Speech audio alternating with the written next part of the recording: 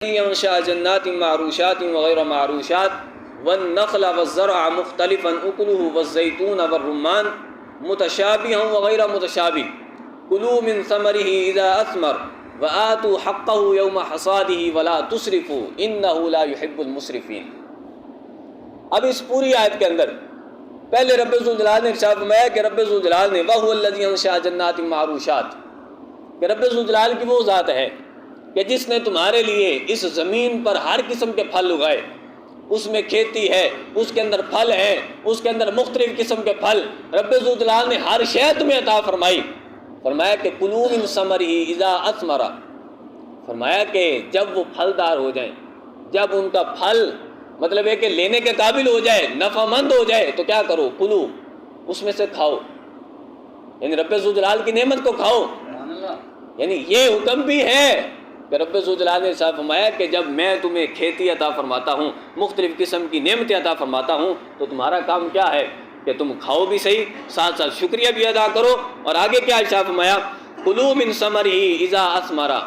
اب اس امر پر تو ہر بندہ عمل کرتا ہے کہ جو رب ذوالجلال نے نعمت عطا فرمائی ہے، رب ذوالجلال نے گندم عطا فرمائی، رب ذوالجلال نے اس کے علاوہ اور میوہ جات عطا فرمائے، پھل عطا فرمائے۔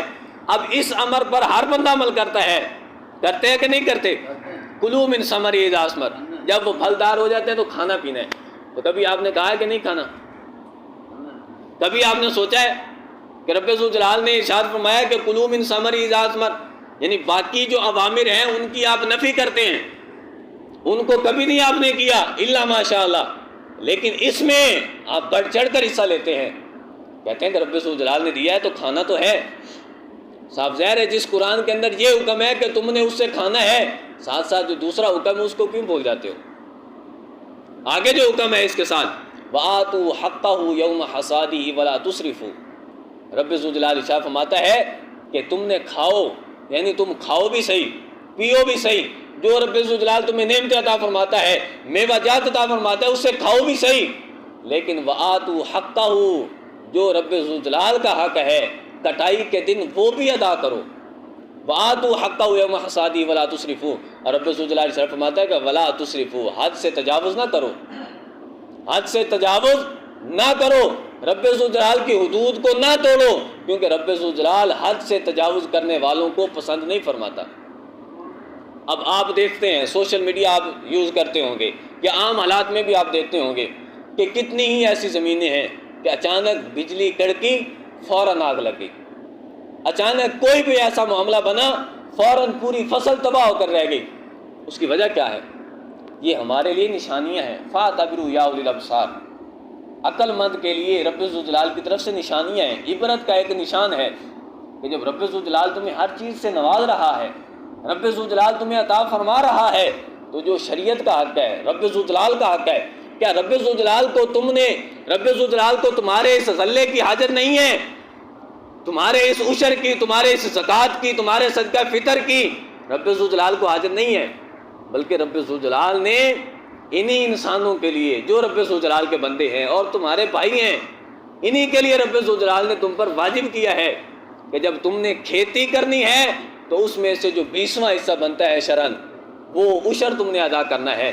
جب تمہارے پاس عید آتی ہے، رمضان المبارک کے بعد عید الفطر آتی ہے، تو تم نے صدقہ فطر ادا کرنا ہے۔ جب پورا سال تم صاحب نصاب ہو اور پورا سال گزر جاتا ہے تو تم نے زکوٰۃ ادا کرنی ہے۔ تو رب ذوالجلال کو اس کی حاجت نہیں ہے، رب ذوالجلال ہر چیز سے غنی ہے۔ حاجت ہے تو ہمیں ایک دوسرے کی ہے۔ جو غنی ہے اس کے لیے لازم ہے کہ وہ اپنے غریب جو بھائی ہیں، اپنے محلے دار، اپنے ہمسائے، اپنے پڑوسی رشتہ دار، ان کو دے۔ کیوں؟ کیونکہ رب ذوالجلال نے اس کو عطا فرمایا ہے، تو اس کی بھی یہ وجہ نہیں ہے، رب ذوالجلال اس کو بھی عطا فرما سکتا تھا، لیکن رب ذوالجلال چونکہ آزمانا چاہتا ہے کہ میرا دیا ہوا کون میرے راستے کے اندر خرچ کرتا ہے، لہذا رب ذوالجلال سے ڈرے۔ رب ذوالجلال نے جو کچھ عطا فرمایا ہے تو جو رب ذوالجلال کا حق بنتا ہے، رب ذوالجلال کے دین کے راستے کے اندر بھی خرچ کریں، اور جو رب ذوالجلال کے بندے ہیں، جو بے روزگار ہیں، جن کے پاس کوئی روزگار نہیں، جن کے گھر کھانے کا پکانے کا کچھ نہیں ہے، تو آپ سب کے لیے لازم ہے آپ صدقہ فطر بھی ادا